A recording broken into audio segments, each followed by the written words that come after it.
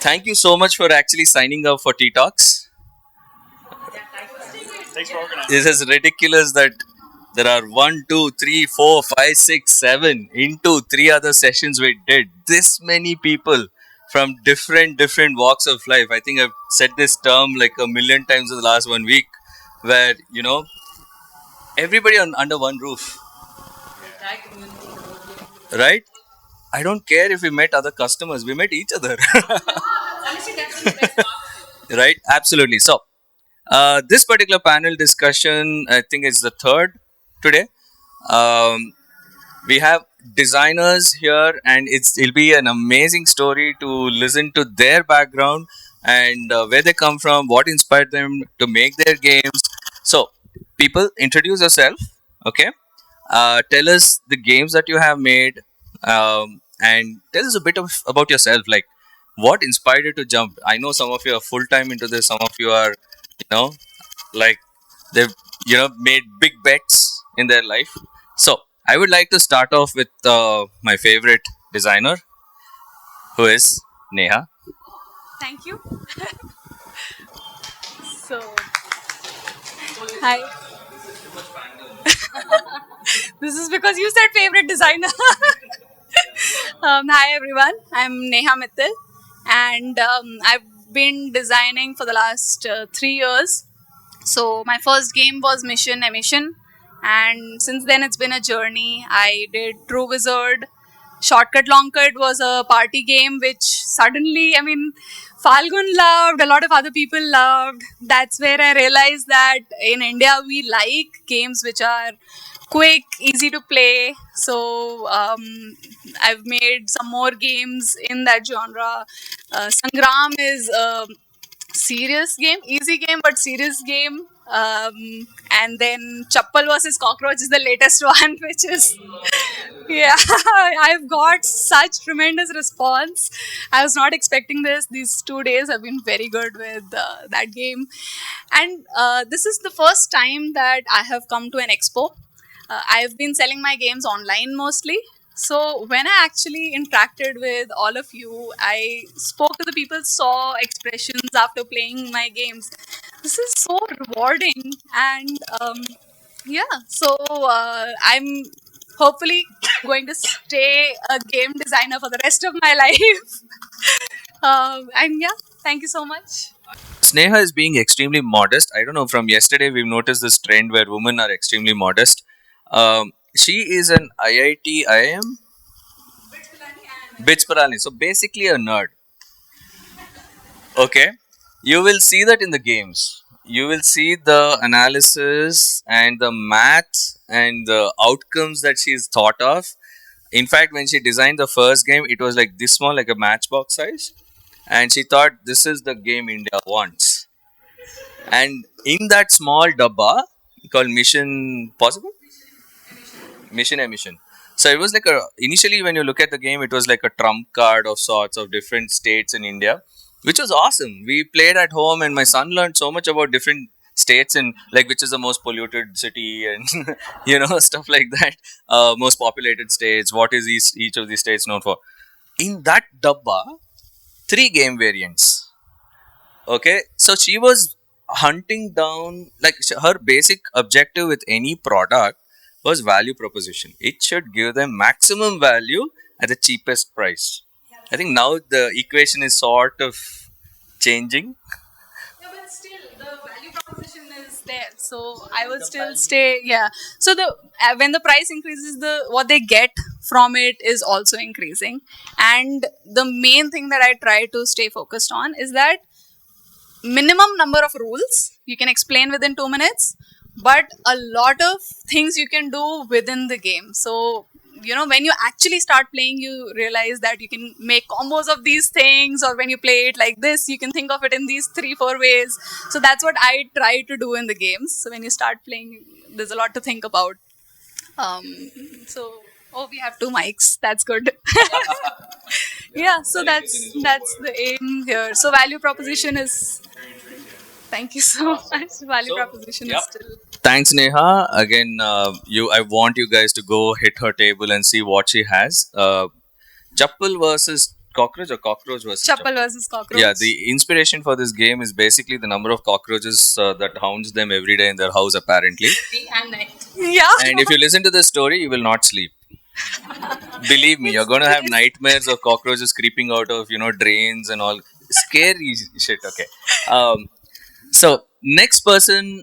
See, basically, I want to introduce you who slowly scale from one particular category of games into another category of games, right?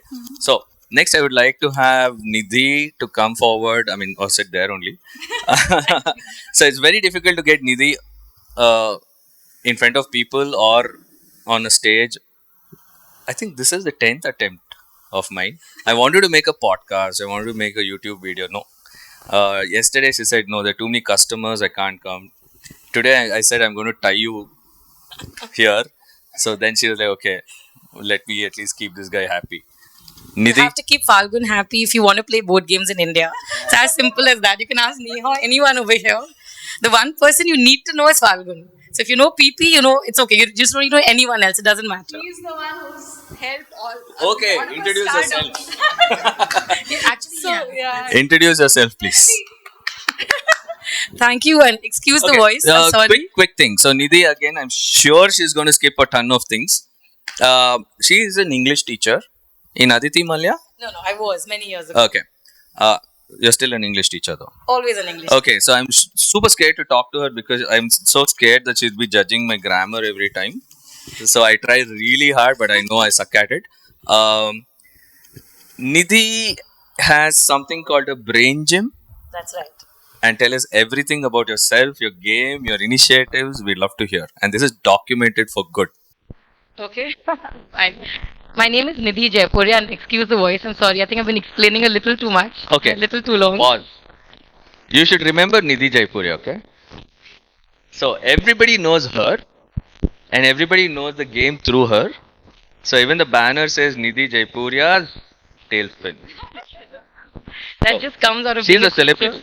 No, nothing of the kind. It just comes from loving words and being a teacher for 22 years now. So I used to teach at Aditi, that's Mali Aditi International School.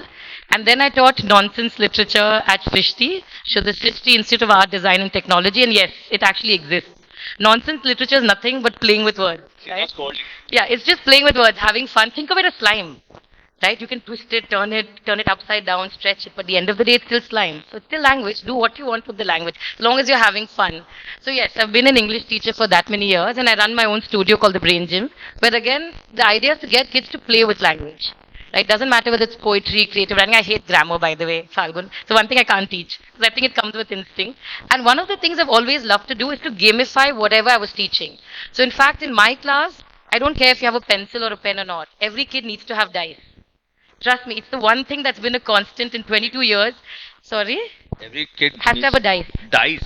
Actually has to have a dice. Whether I taught in college, whether I taught in school or at my own center, the first thing I give you when you enter my class is you need to have a dice with you. Because you can do anything with the dice. It's unpredictable, the probability factor, and the moment you don't know what's next. Oh, I'm going to keep this. Thank you. And I collect dice, by the way, so this is going in my collection. That's always in my pants. Now it's with me. No way. The thing is with dice, right? The moment something's unpredictable, you don't know what's happening next. The moment you don't know what's happening next, whether it's in a game or in a class, you're immediately engaged. You're immediately curious to know, okay, so now what's going to happen? And that's the same in teaching. So I don't care if you know the right answer, that's irrelevant. After the right answer, you roll the dice. Then what happens is fun, right? So I used to create my own game boards where different things could happen to you. The class would get divided into teams. You'd lose a life, scare someone else's life, get blocked, get cursed, whatever. So all of this happened for many years, and I think the base was me loving words. So I'm a wordsmith at the end of the day, also an author, has written children's stories, etc. Again, always to do with words, as Falgun said. Not grammar as much as just loving words. Words like kerfuffle, words like whatever, lackadaisical. Yeah. And I'm always looking to encourage kids, not even kids, adults, anyone to play word games just for the sheer love of words. And that's how the game that I designed, Tailspin, grew. It grew out of me saying, hey, you know what? Word games can be fun. And unfortunately for me, Scrabble was very unidimensional. Like he said, oh, you're an English teacher. Oh, you have a better vocabulary. You'll always win. So where's the challenge? Where's the fun? where's the enjoyment or the unpredictability, right? It's for me personally very With a unidimensional. teacher like her, it'd be awesome, right? Yes, I have fun. Come to my class. Yeah. We have snowball fights to teach English. Have a What? paper ball fight. Yeah, yeah. You can. I'm good at dodging. I'm good at chucking. So, I'm serious. You actually have paper ball So fights in chucking my is a class. legit word. Yeah, completely. Okay, got In it. my class, allowed. Like, chuck it, dodge it. So long as you're smart enough to dodge it, I'll accept it. Right. So what I did was that's how the game grew. Actually, honestly, lightning struck. It wasn't that I came up with some concept. I'm not a game designer. I think now I am, but basically an English teacher who loved words so much that I was always looking at ways to make it more interesting for myself. Frankly, that's the one thing. I shouldn't get bored at what I'm doing. So it's been 22 years of teaching, and I'm still more excited than the kids when I walk into a class. When I say kids, it could mean my undergrads. It could mean eighth graders, third, fifth, whatever class they are. So Tailspin grew out of, I just had a bunch of, letter cards lying at home. And I was like, what do I do with them? The usual Quiddler, etc. were very boring. So that's when I started, sort of making a spiral formation. And I said, hey, okay, this makes fun. And then obviously included the dice. And then I went back to my childhood. So that's an interesting thing. A lot of games we played in our childhood, we don't realize have unconsciously or consciously rather seeped into our systems. And one of them is as simple as hearts. If you remember the good old Microsoft Hearts, you Yeah. passed two bad cards to someone and you felt very good, like, oh, I give my worst cards, only to get like worse ones from someone else, right? And even just that groan. So for me, a groan, a shriek of delight, just that R factor is what makes whether you're teaching or playing a game more fun. Like she said, the expressions is what we've enjoyed so much in the last 2 days. Like seeing someone say, oh my God, wow, okay, I love this. Or somebody saying, okay, I need to challenge you on this. Can you do this, right? So it's that engagement that really works rather than just playing or finishing a game in that sense. So Tailspin really grew out of a love for word games.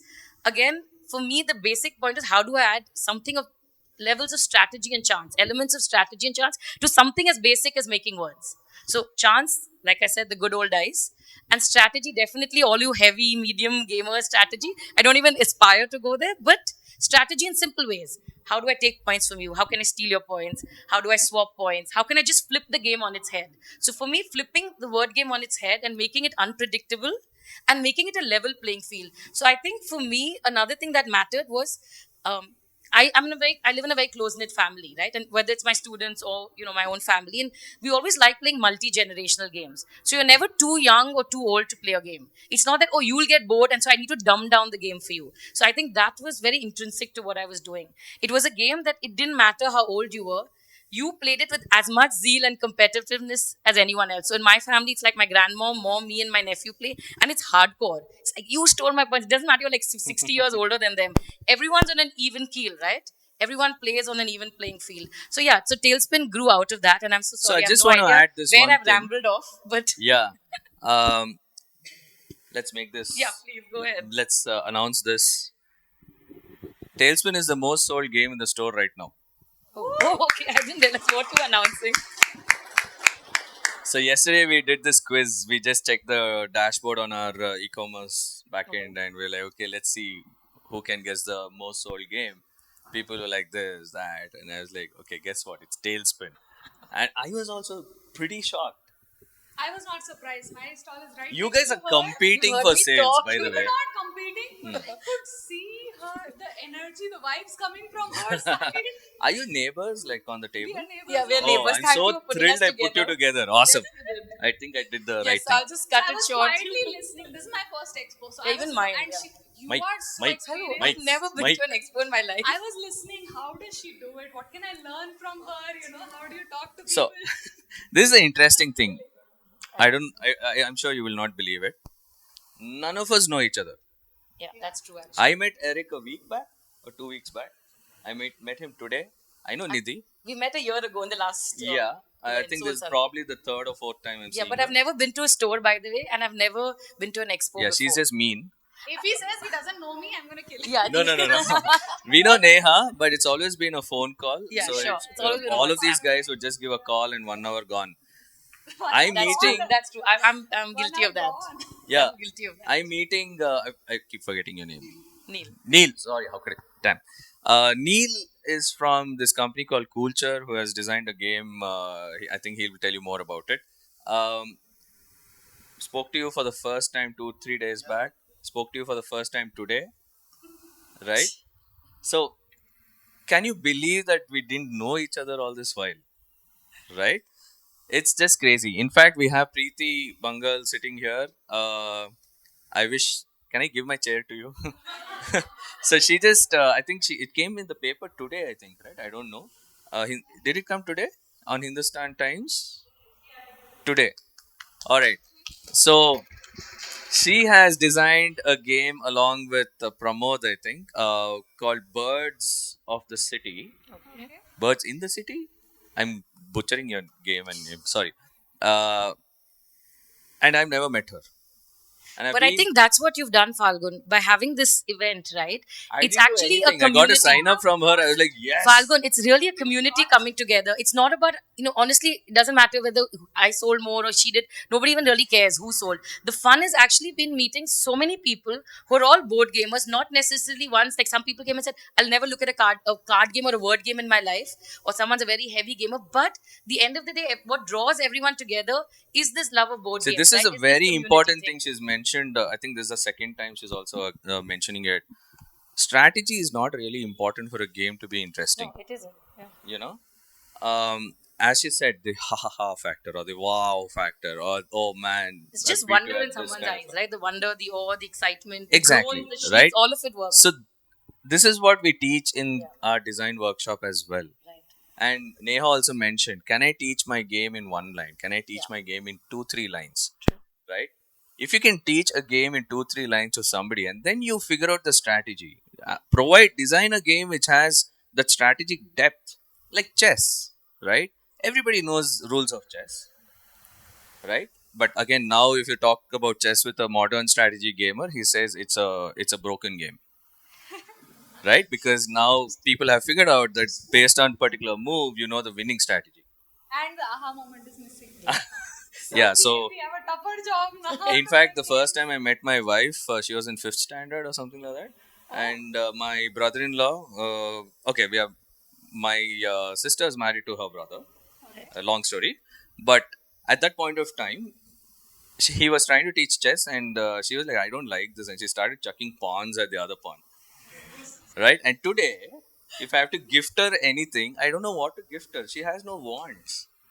If I ask her what do you want, she says, "Hey, toilet paper is over. Order some." That's the sad part. But if I get her a game, she will love you forever. So I want another person in the B2C space, Eric, who I just met a week back, and he is just one wonderful person, working hard, hustling, and yeah, I think you should introduce yourself. Tell us the story. Why Sure. in India? I'm very happy to get to participate in all this. It was actually because I went to Sunday Soul Sunday about 3 4 weeks ago. Christmas.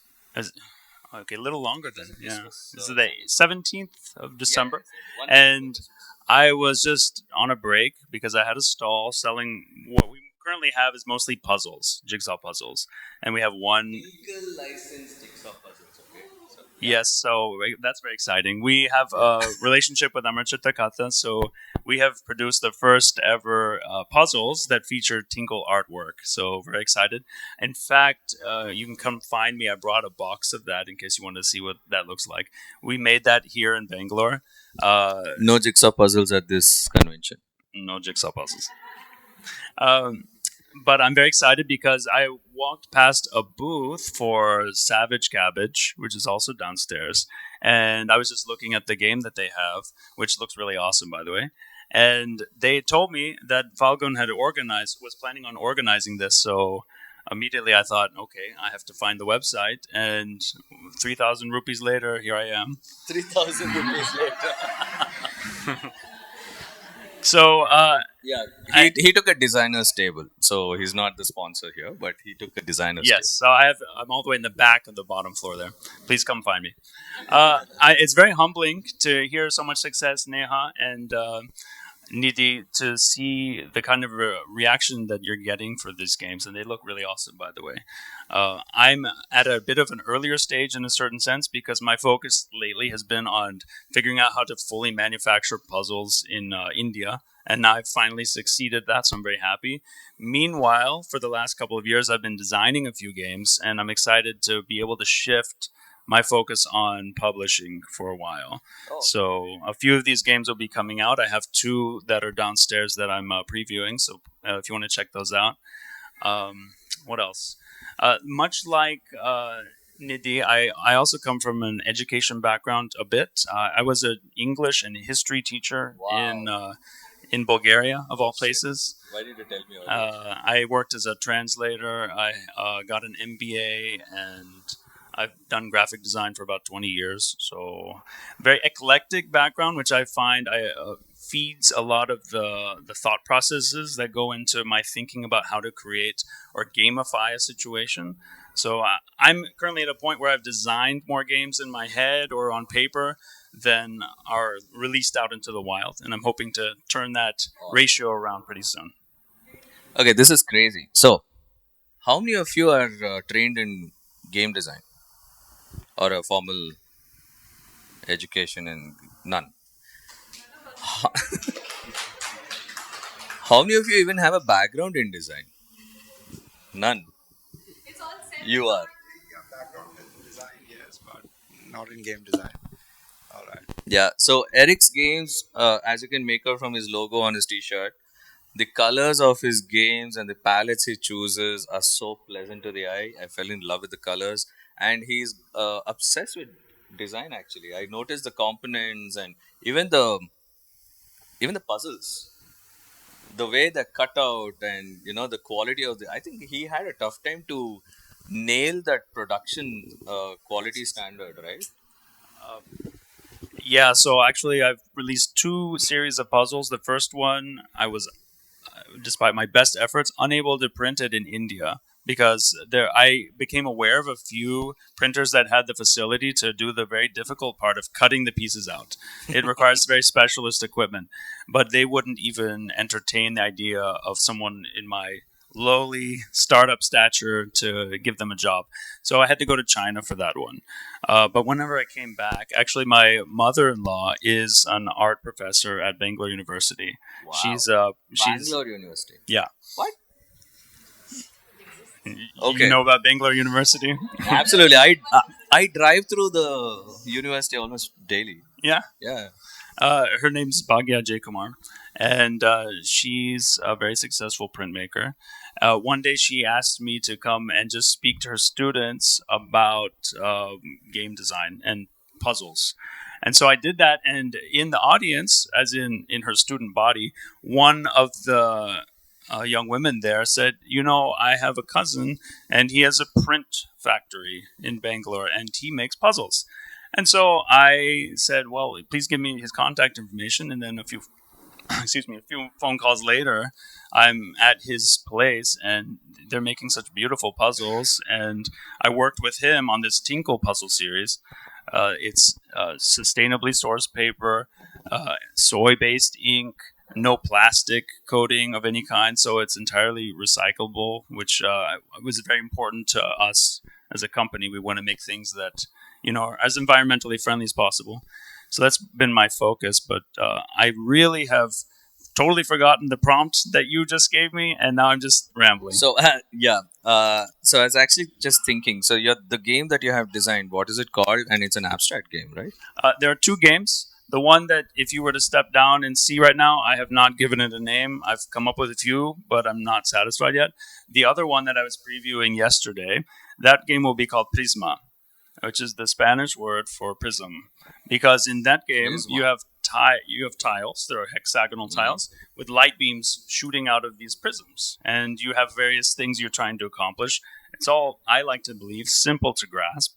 You're trying to point light beams toward yourself, away from other players, and meanwhile making patterns that will earn you points toward the end.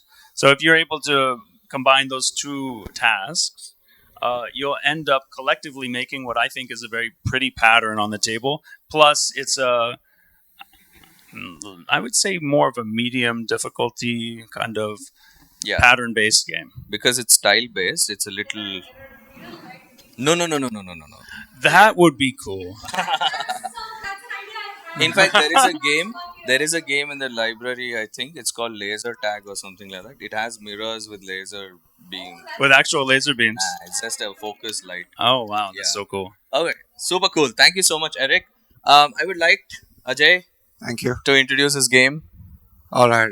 and yourself. So, first of all, I'm a absolute rookie or a fresher in the board game community. Of course, I've been a academician with SPJ Institute of Management Research.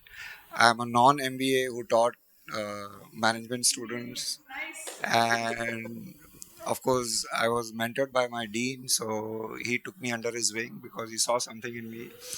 Having said that, I in 2012, 2013, I was working with organization, and we wanted to solve the issues of collaboration in organizations, because when you come to real life, uh, we deal with collaboration challenges, and we were struggling with many organizations to make people internally collaborate with each other to achieve some success. And during that time, I had also started working on my first comic book. I have now, of course, published it. It took me 10 years. 180 pages of illustration works we did, three different styles of illustrations, manga, Indian style, mix of Wow. it. Now we know where to go for. Yeah. So Yeah. I think I sold more books today than I've been selling my card game. But 2013, Amit Gadge, who's one of the game designers based out of Bombay, he runs a design studio. He was my art director for my book. He taught me how to produce comic books. And he's an avid board gamer, board game designer. And I was sharing with him, he was sitting in my studio in Mumbai. And yeah, boy, I have a problem of this collaboration thing. So he introduced me to the world of collaborative and cooperative board games. And I became a big fan. I became a big fan because what I observe is most games are competitive and you are competing with each other. As a child, I struggled in any game that I played. I would always lose. So hence, I would not like to play. But when I came to collaborative board game, I had zero fear because I know it's not about me against my friends or anything of that sort. And we together have to play and win. And that's what is really needed in real work life. And of course, I started buying games. I started hosting game events in my office. I would start inviting people just because I wanted to play and I needed people to play with me. I started hosting small events in my office. And then we are a community. I mean, I'm a educator, workshopper. I used to design a lot of immersive learning experiences. I'm a Himalayan backpacker, so I would take people out in the outdoors. I was exploring leadership development. I said, Abhi, nobody wants to come to the mountains and learn, but everybody wants to learn in a room. So we tried to bring that Perfect place, experience huh? into the room, right? Uh, so I'm a very serious educator. I like to deliver real experiential value to people. So all these outdoor things, people do it for fun. All this team building shit that is happening in the entire community. I hated it. फिर वो रात को वही दारू पिएगा और नाचेगा वो सब करेगा right so the design that we have done to elicit behaviors so that people experience that in real work practices what is missing. We felt that daru pi ke they washed it out the next day. It is not translating back into office.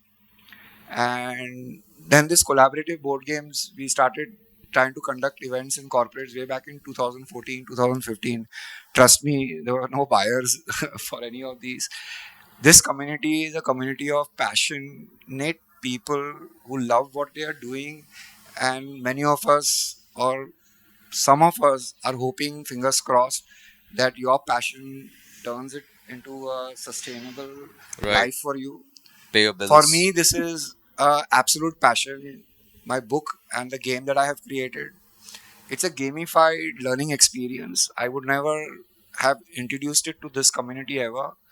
I came to this event because Prajwal, who's printing my game, Manu Graphics, and Falgun, they are very close to each other. They know Amit very well. Amit said, "तू Bangalore जा, Falgun को मिल, Prajwal को मिल." और मैं बोला, I have come So to much make sure pressure, that man. Prajwal prints my box and I take it back with me. So he promised me he'll give it to me yesterday. I've been crying and bitching and moaning to anyone who's come to my table that my board is not here, my box is not here, and so on and so I think forth. he gave it to you in the afternoon, right? Yeah. Yeah. So, what I have brought to the table here, my first experience with the community, my first experience as a board game designer, my first experience of an expo after COVID. I think I have not stepped out of my little comfort, place I have. I moved to Dehradun, and when I moved to Dehradun, it allowed me to complete all my passion pending projects. I'm 55 years of age. I've got nothing to do with making money as much as I want to pursue what I'm doing. I want to take collaborative board games to schools, colleges. I want, because there's just too much of competitiveness that we are teaching our school children and colleges also. And of course, 90% of the board games are all competitive games. In India, I don't see Indian designers creating collaborative games. There are few, of course. And I'm naive. I don't know many games that exist so far. So my passion was to do that, and I'm pursuing that passion. My bread and butter, we earn it because we are a digital product design studio. So we work on some complex products, and we do UI UX work. I'm known in my small circle as a data visualizer. So I work on complex data, on fraud. I work with guys from FBI, Mossad to learn how they identify fraud.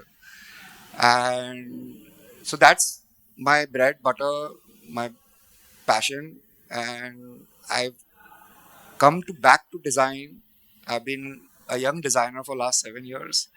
I'm building my portfolio, and I gave up on my corporate training practice. I'm certified by Stanford. I'm certified by Duke University. I've done executive education across Southeast Asia. Strategy, leadership development, and I started taking pieces of games into my classes, into my sessions. My first thing I did was I taught how to create a balance sheet using Monopoly. Oh wow. I taught how to collaborate using Scrabble because I made people say, come up with a marketing slogan, and I would randomly distribute the Scrabble pieces, and you have to earn some basic points, so your marketing slogan will be rewarded and that kind of a stuff. We can see And such a huge overlap here, right? yeah, Yeah. so that's how I was using game pieces in my trainings, my programs, my education, and people loved me only because I was the only professor who would bring a bag full of games, bead games, dice games, puzzle games, Monopoly, pieces of that. I will tear it apart. I'll just take the ones that I feel fits into the subject that I had to teach. And now I have built my first. Uh, uh, I would like to call it a board game. Yay. It's a hybrid. It's a digital version as well as a physical version to it. It's about solving collaboratively business challenges and creating strategy. And of course, we are very passionate about testing things. And this community, we know how much we struggle to test things out. The journey of bringing a game out as a box shrink wrap experience is a tough journey. I have gone through it. It's very painful. I think it took me 5 years to come at a stage, and yet I don't have a box on my table. But We have plenty of games like yeah, that which haven't reached so the table yet. I never learned formally. I learned it on the job, and I think I still have a lot to learn about We are here, board gaming Ajay. We are here design. to help you. This community is for that, Absolutely. and this kind So of platforms is for that. absolutely, Yeah. absolutely. So Unbox is the Unbox is game the we game. have built. So It's much about suspense. unboxing growth and ideas about creating strategy. Of course, I always tell everyone there is a card deck in everyone. In my box, I have put 3 card decks and 2 boards, and of course, it's a collaborative problem-solving experience. I wish that, and I want to bring in real-world challenges. I want to do something which is more real, and you can use it tomorrow after playing for your own teams, your own businesses, own startups, own ventures, and stuff of that nature. So that's my little story. I don't want to take much time.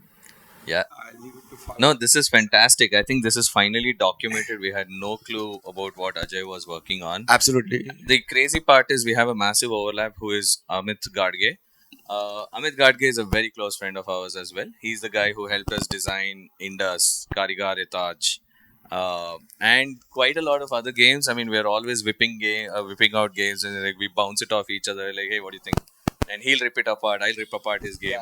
So another crazy overlap with you and Amit Gadge is this whole mountaineering, camping. Actually, Amit got inspired with my mountaineering story and he became a rider.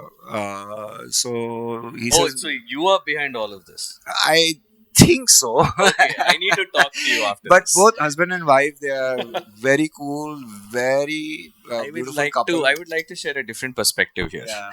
So every game we design together, we reach a particular stage and we're happy with it, and something like, we're like, oh, this is looking great. I think we should just push it to print. He's like, hey, wait a second. I just play tested this game with somebody, and they're like, and then he says, I think we have to rework on the artwork and the iconography. And I was like, okay. So I thought he'll come back in a week with new iconography and stuff. He vanished for 3 months. I can't reach him. I can't. I'm not able to get a message. I can't get a video call. Nothing. I mean, any call. It's not able to reach him. And then he calls me back. He said, "Hey, I just wrote to Dholavira because we're designing this game, and I wanted to meet the historians there." I'm like, "Okay," and I camped there for a month, like for a week or something like that. Yeah. Who does that? And he's like that. He's like, whatever money he gets, he goes off somewhere and camps. So this happened once, twice, thrice, many times. So you're behind this, okay?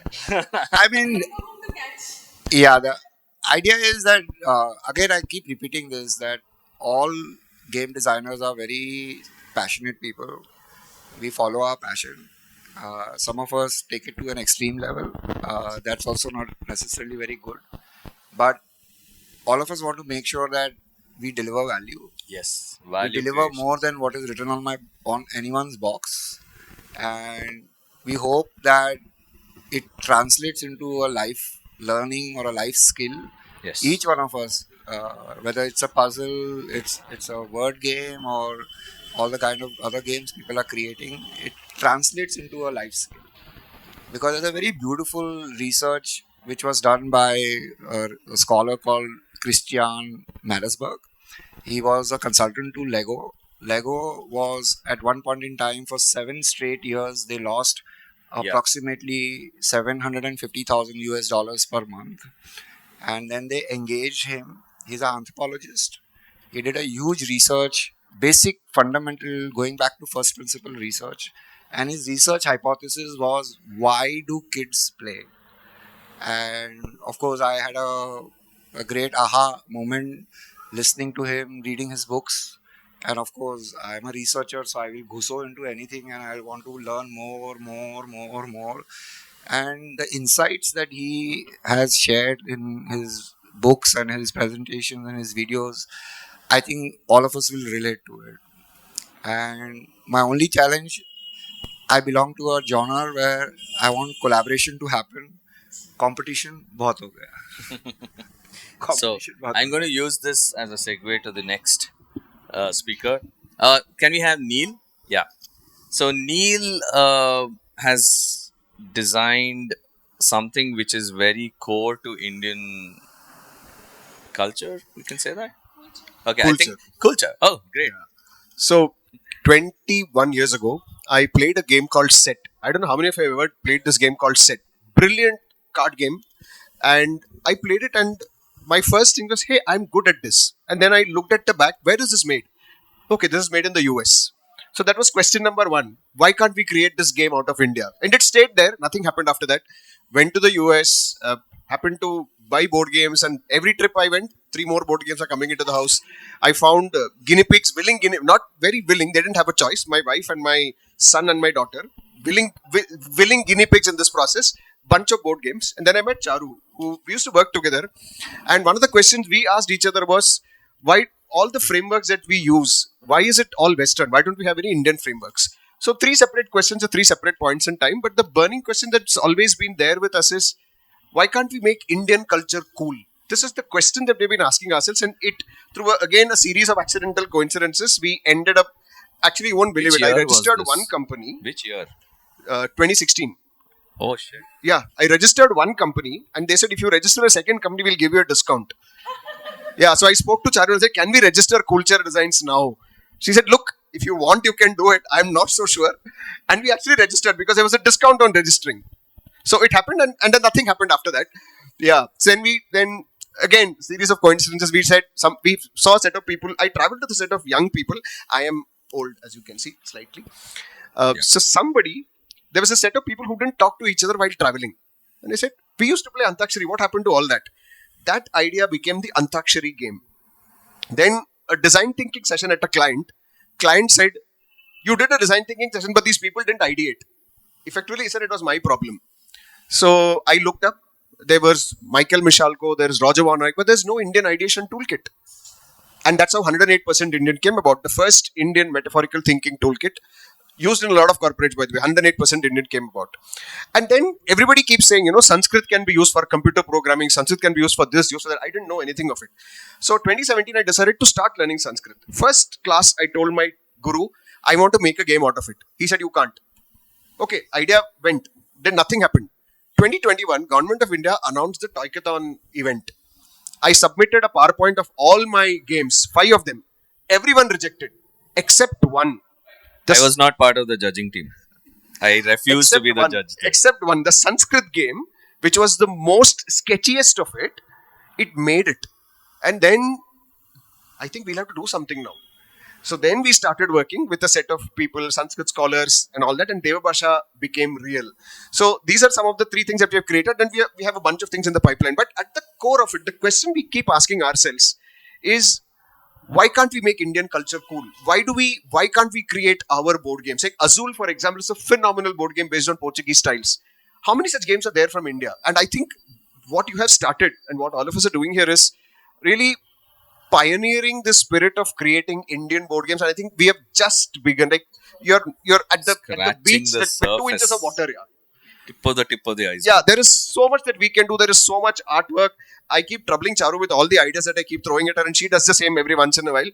Not all products, as of all of you mentioned, not all products become real, but we are fortunate enough to have a point where we have 3 products that are real, and we're going to be launching another one again in this year, using Navarasas as a concept of using Navarasas as a concept for an emotional wellness toolkit. So we don't purely think games, but some of them became games, some of them became facilitator games, some of them become individual games, and so on and so forth. But the core question we ask is, how do we make culture cool? This is the only question that has driven us, and hopefully will continue to drive us. And luckily for both of us, or unluckily, currently we are not dependent on it for bread and butter. We hope to make it so, but that gives us the luxury of being able to be a little selective. So we don't have to run after everything. We say, wait, we will do this. We'll take our time and do it. So that's where we are. We'll accelerate that process from now on. Hopefully, yes. I think, that's the main reason why we built this community. I mean, yesterday we were talking about the board game design lab group. I'll probably send you guys the link, and but don't hate me if you join the group and you get bombarded by messages early in the morning. 768 messages on Reddit. Very active. People are always there to help each other through the design process. Yeah. So one of the things is, I think that will help, because today I had to only bombard one person. Okay, I have a number as well. So, yeah. So you have made a game called Devabhasha, and it teaches Sanskrit. So Devabhasha, so here is the thing, right? When you learn Sanskrit, if you ever try to learn Sanskrit, you start with Ramaha, Ramaha, Ramaha, Balaha, Yes. Balaha, Balaha, which is very funny, because imagine you learned English It's this way. called something, right? And- What's the yeah, table of there is a 3 whole by 3 bunch of grid? tables. Imagine that somebody said, before you learn English, wait, you should study the Wren and Martin. Unfortunately, this is how we teach Sanskrit. Exactly. So, one of the things I thought about was, why does it have to be like this? Why can't it be like a contemporary board game? So we took all the aspects of Sanskrit grammar, made all the grammar rules invisible, used colors, patterns, symbols, and to add to everything that you said, made it simple. Star, diamond, circle will give you a sentence. Will give you a sentence that is grammatically correct, maybe logically wrong, but every single time you'll get it right. Took us 1 year to make it. Multiple scholars, multiple iterations. I think you mentioned first time we tested the game to a people, blind testing. We said open the box and do it. They sat motionless. They had no idea what to do. Again, 3 months of rework. But finally, I think this has to be I, we are going to make a different session with you because I want to understand the thought process and pain points and what is that objective you're trying to achieve, right? It could be a smaller milestone, bigger yeah, milestone, or multiple small milestones. Uh, I think this needs to be a deeper conversation, right? Oh my God, you just yeah, yeah. So this was what we wanted to achieve. And so at one point, I went to my teacher and I said, "We made this. This is not working." He said, "Yeah, it is wrong. You can't tell the player they are wrong. See, they are not played games. You can't tell the player they are wrong. This has to be right. Go back, rework." So that's why you'll see all these small error proofing. We have done it in such a way that the player will not make an error. It's taken us a lot of iteration to get it right, but I think we have got it right to a great extent. But codifying Sanskrit and making it as a game, I didn't think it would become real, but it became. So, thanks. a small story behind why they're here actually. So I know Charu for a decade. Yeah, Charu and her family. She had in fact invited us for one of your Yeah. events to showcase our games, but The at that game point of launched time, Falgun. We have kept no written that in our little black book. You didn't come. no, we were very immature then. I mean, we had nothing to show. We had no product. So that's the reason we were like, it's like inviting somebody who has nothing. I mean, how to explain? I'll tell you about it later. Okay. But as he was saying, telling stories about India, like Azul, right? It's a beautiful game. All of you, some of you must have played. It's there in the library as well. Um, why isn't there a game in India, right? So this was our what do you say USP as well. Tell stories of India through board Yeah. games. Yeah. Tell stories of India to the world Yeah. for them to enjoy, Yeah. right? Through the medium of board games. Very vocal about this and inspired a lot of us to do that same thing as well. And he Board games which are world class. If you look at all our Correct. production quality, Oh, even if a word game, the fact that I can hold the word game up to, let's say, a Scrabble and Uno and say, you know what, it's actually got a better gameplay or a more interesting gameplay. It's her game, it's any of our games.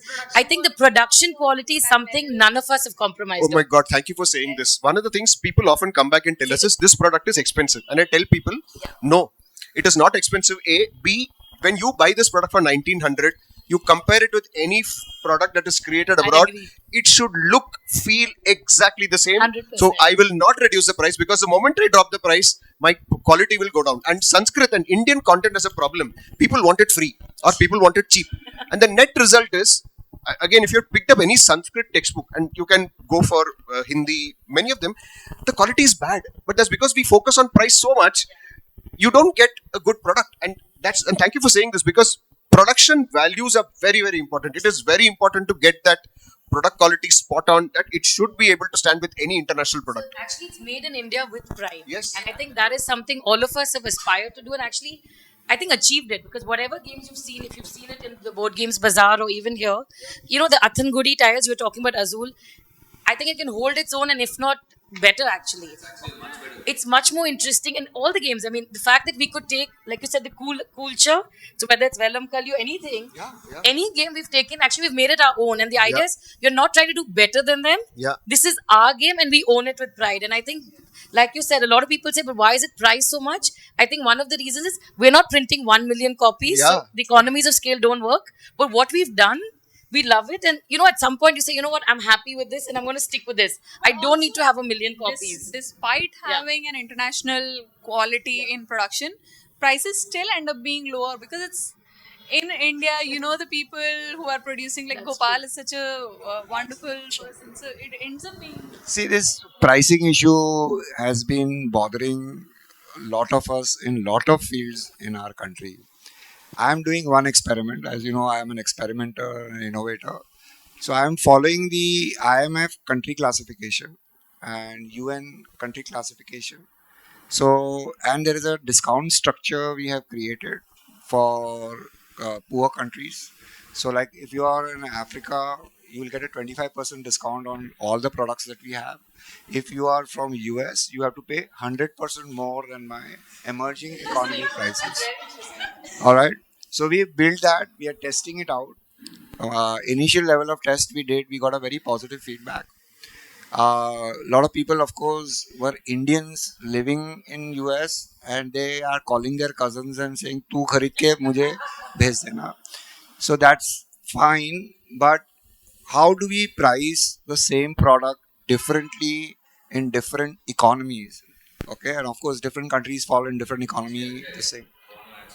So, see, this is a very interesting thing that you guys brought up. I mean, uh, it's tearing into price, but I quickly want to give you, as a publisher who's burnt fingers and probably the entire body, trying to figure out the product market fit and validation and stuff like that. Um, very, very, very important lesson we learned is not design a product and price it later. Figure out who your target audience is, right? What is that value that he sees, and then price it based on value, right? Value, what is that? Uh, this is one of the formula we learn in MBA as well, right? Perceived value pricing, right? Like for example, you look at a perfume, though it costs like 8 rupees to make or $80 to make, they'll price it at 1,000, 2,000 bucks, right? Perceived value pricing. So when you want to make a game, and if this is your target audience, if this is the amount they want to pay, assume 700 rupees, right? You give as much as you can in that price. Very important point here is typical MBA stuff. The multiple should be 5x, 6x, right? Because you have to give a percentage to the distributor, and you lose. You can't. You price it at 599, for example, or 699, and then you give $100 off, so customer sees, hey, $100 off, awesome, so cool, let me buy, right? And then you have to give Amazon 35% of that, and then you're running, ads, and you lose another 15-20%, and finally you sell the game, and you can probably, after selling 100 games, you can buy one pizza, right? So what I'm trying to say is, it's very, very, very important. I mean, I don't know if I can meet you again, and some of you here who are want to pursue design. Look at this price. This is the value. Okay, to give you an example, card game, 699, 799. The production cost has to be $100 to or lesser. Okay, 80 rupees to 100 rupees is my production cost, right? So work backwards. If I need to make a game which my customer perceives it, though it's 699, I want him to perceive it as a 1,500 game. Can I put that much of value into this, still make it in $100, right? Now, if you start building that, the scope backwards, now you are like, okay, this is a value, this is my cost, right? What are the components I can use? What are the game mechanics I can use? What are the game mechanics this target audience wants to buy? The moment you price a game below 1,000 rupees or below 500 rupees, believe me, people who are going to be buying that are people who are looking for a bargain. They don't even value the product. Okay? All these Flipkart uncles, aunties who want to gift their niece, nephews, right? 500 rupees is my budget. What do you have? This is the question we get in our store also. They look at all the games, minimum price 1,000 rupees. Okay, thank you, gone. Right? Because they don't value the game for the game. We want to target people who value game as a game. And the funny thing is, now that you brought up pricing, I've forgotten this as a barrier 3 years ago. I didn't even. I Now we don't even look at the price. We look at what value can we give to the end customer, where they feel this game is like a collectible. They want to come back to you and say thank you for making this game, right? And exactly. So that is really important. So don't worry about all this price business. The number of people who have walked up to us and said, "Thank you for doing this for success." Just that one sentence, and we get it everywhere we go. It's so gratifying, you won't believe it. Absolutely. So, in fact, yesterday there was one designer who very quietly came in, looked at everything, and went off. I don't know if any of you saw him. His name is Prasad Paramashivappa. I met him around 5 years ago. He started his game design 5 years before that, and I did a video with him. In fact, he has made. He uses surgical, like in this petri dish they make super crystal clear petri dish, or these glass that they use for microscopes. So now they moved away from glass and they're making it in plastic. Okay, it's polystyrene or something like that. It's super crystal clear.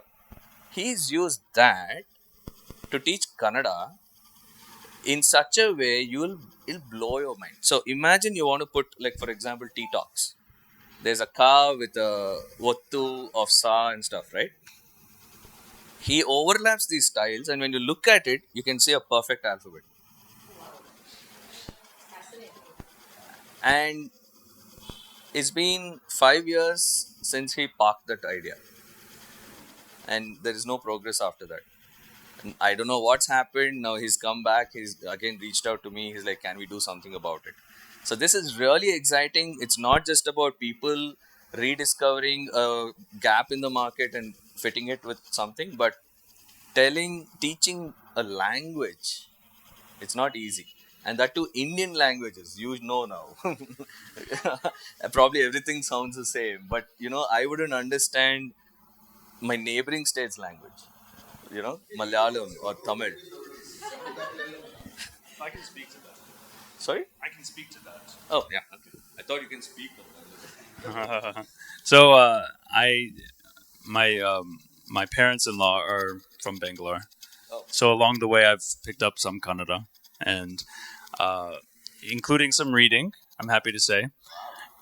And whenever I first looked at it, the what you'd call alphabet, I made a spreadsheet, and I took all of the main, and I won't use the correct terminology here. I don't know it, but the main language, the letter portion, and then the little subscript, and then sometimes there's the superscript. So I made all the different combinations, and I found there were something like, if you consider them each individual letters, 539. And I thought, how do you remember 530? Obviously, it's not that complicated.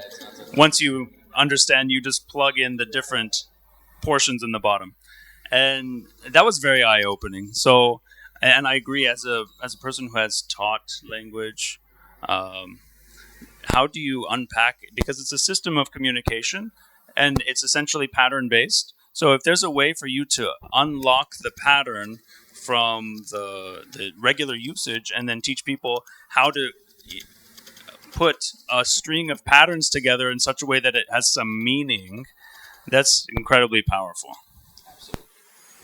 Yep.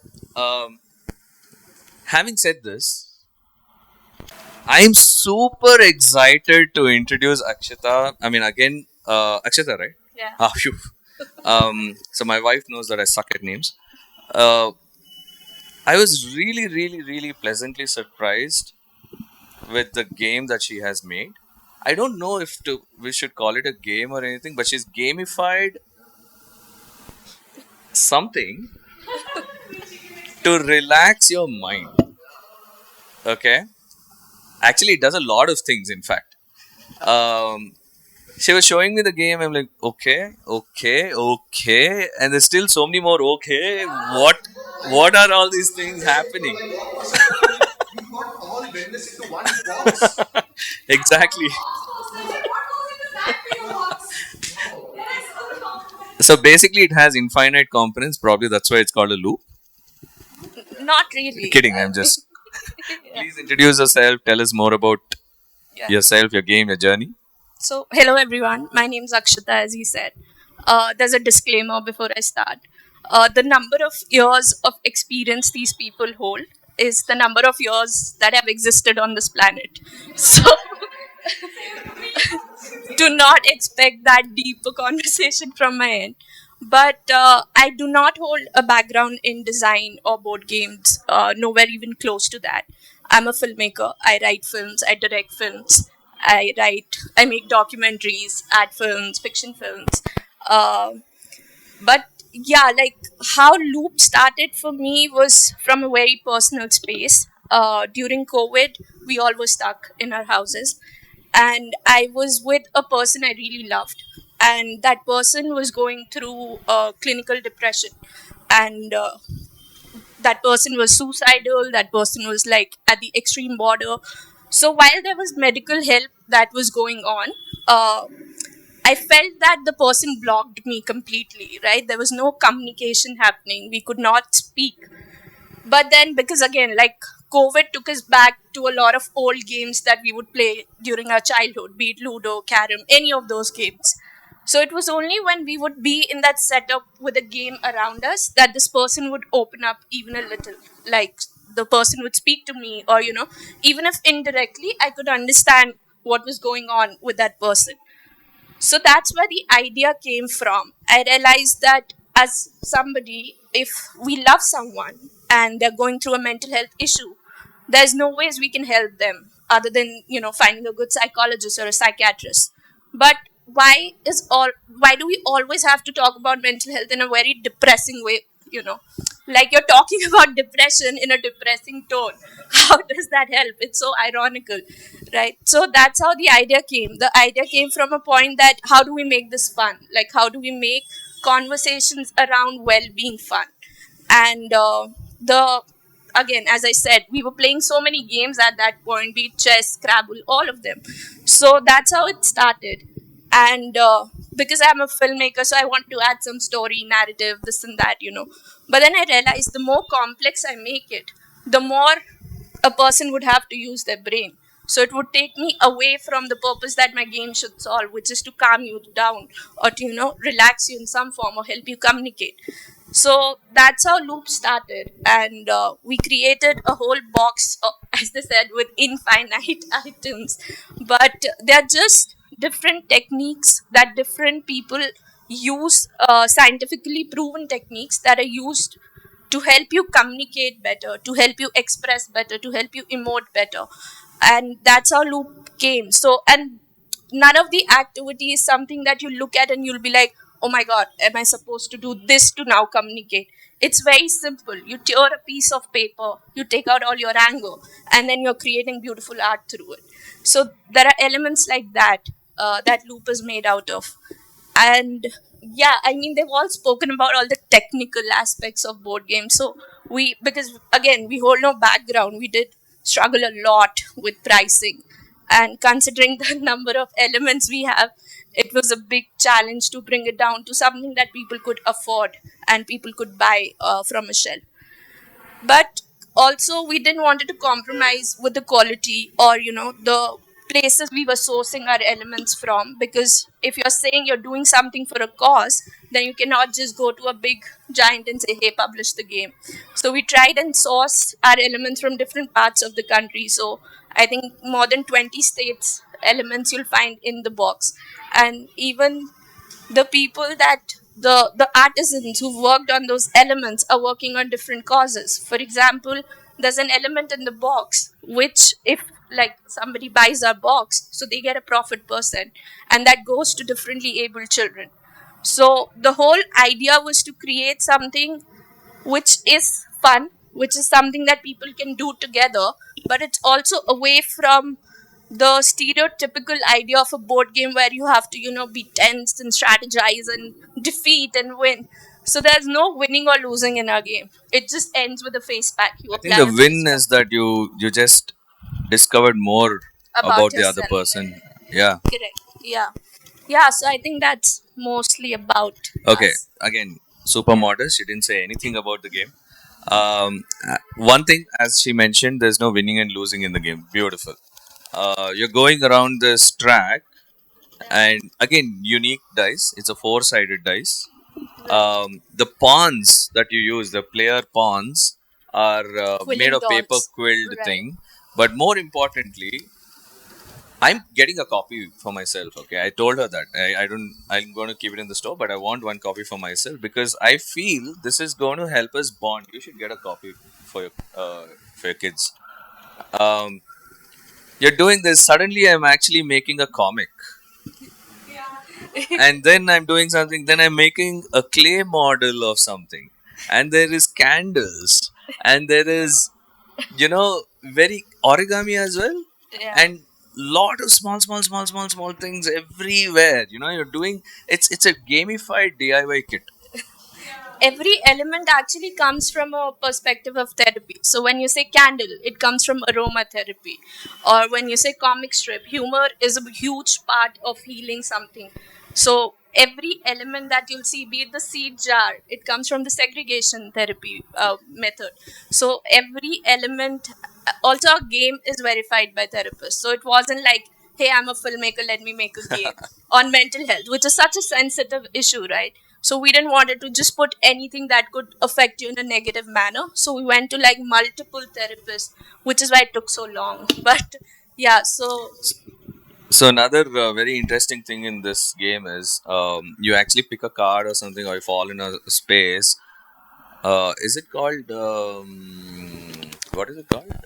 You're talking about the magnetic right, the manifestation and manifestations. So okay, again, you have to check that game. Or just visit the table. There are like million games in one. Um, the beautiful thing is you're playing this, and then suddenly you come across this. I wouldn't say DIY kits. It's more like workshops in a box, correct. Yeah. right? It's like, how would you describe love, for example? That was the word yesterday you were saying a Yeah, child so picked. there was a manifestation card. We had a 7-year-old come to our desk, and she just picked up a manifestation card that spoke something about uh, the most important element of universe. And she was like, hey, can I paint something? So we gave her one of the fridge magnets from the kit, and she started painting. So initially we thought, oh, it's just a kid painting some vibrant colors, like there was horizontal different color lines. But then in the center she wrote big love, and it was like such a sweet moment where also like she had her mother with her, and her mother was like, I didn't know my kid was capable of this. So it was such a good connecting bonding point for that mother and daughter, where she realized that love actually holds so much importance for her daughter. So I think, yeah, it's just ways to communicate. The only shocker in the game, other than all the amazing stuff, like the pencils you use, you can chuck it into the mud, and actually there'll be a plant there. The most biggest shock she gave me, the game is 3 kgs. So work out with the box. But great. I think this was an extremely insightful session. I mean, for myself, and I'm sure people are going to watch this video as well. I'm so glad that you guys made it here, and we have documented proof of each one of your, you know, existence. Very important thing, Eric, or I think Ajay mentioned, or I don't know who mentioned. Games are gender neutral, age neutral right now, which is just fantastic. Um, you know, I think you mentioned it, right? Grandparents, six generations It's a can multi-generational. multi generational, It bonds everyone together, right? Brings you together. fabulous. Can I have my dice back? I thought he was going to give it to me for my collection. No Can I way. just say something? Thank you. So when I designed Tailspin, I didn't know that the board gaming community existed, that was that close knit, and that they supported each other that much.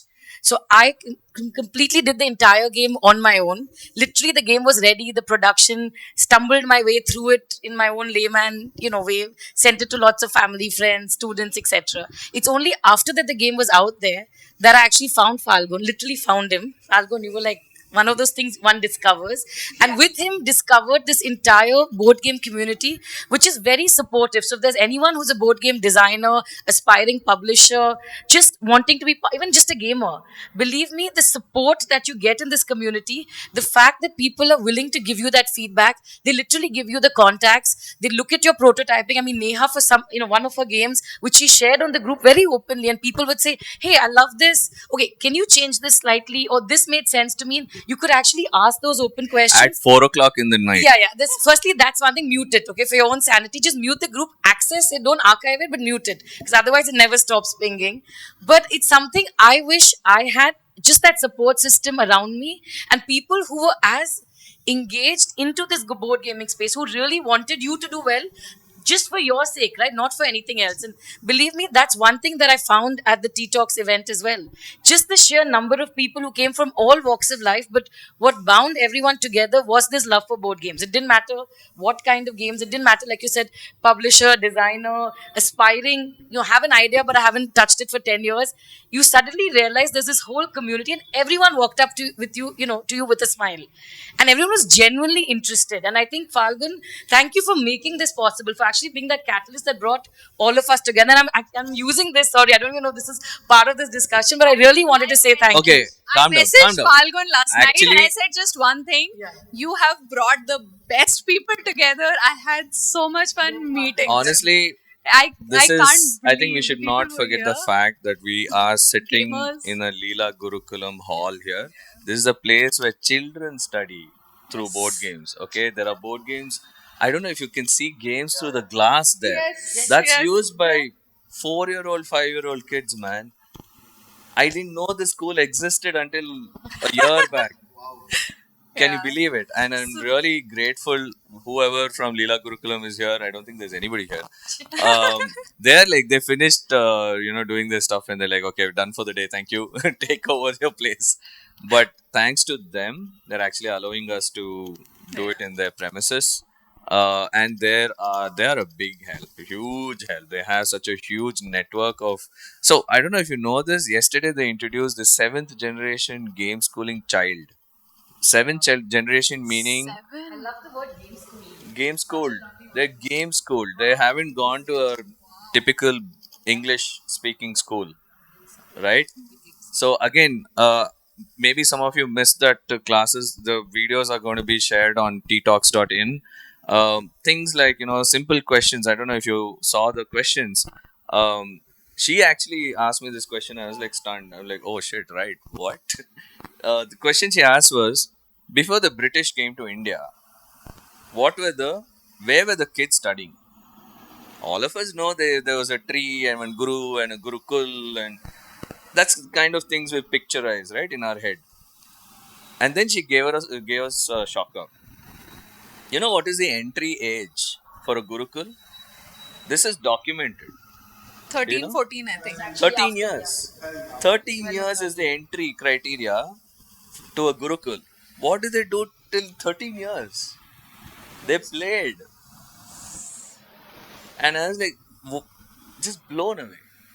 And then suddenly we have these Western things, and I'm studying about Mayan civilization, Aztec civilization. I'm like, dude, Indus is right around the corner. So there are so many things. I think I'm so glad that all of you are trying to put India on the world map, and it's not a single-handed effort. Now we are like a battalion of designers from India and bombarding Board Game Geek in every direction, saying, "Hey, a game from India, post. Game for India, approve. Game from India." It was just amazing. So thank you so much, guys. Thank you, Falgun. Yeah. So let's get a picture together, and we'll be having a session with these.